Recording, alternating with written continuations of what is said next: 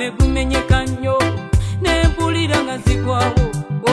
Wayi Mukama Katonda gwe mukwano gwe nnina. Obadde ngabeerwana, obadde nnyondo weeyasa enjazi, obaddewo mu bulamu bwange.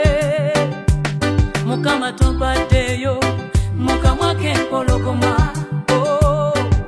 Nkwagala lwakuba naawe onjagala. Ddala ddala nkizudde, Yesu oli mukwano gwange. Nandikabye nnyo munnange. Kyokka olaba nkwagala nnyo kuba naawe onjagala. Ddala nkizudde taata. Yesu oli mukwano gwange. Nandikabye wotoli nandikabye. Kyokka olaba nkwagala nnyo kuba naawe onjagala. Kati ebyama byange kambikwase Katonda yekka ye mwesigwa.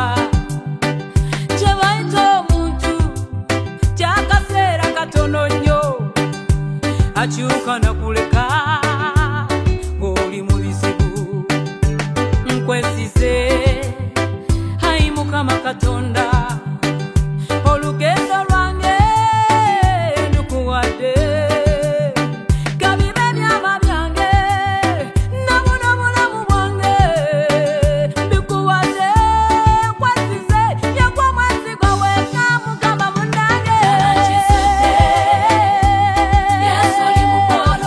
Oli mukwano gwange. Gwe tolina bukuusa, Mukama tolina bukuusa. Ky'oba olaba kwagala. Ddala nkizudde taata. Yesu wange. Mukama nandikabye nnyo, nandiyesaane, nandekuuze kwange. Ky'oba olaba kwagala kuba naawe onjagala. Munnange.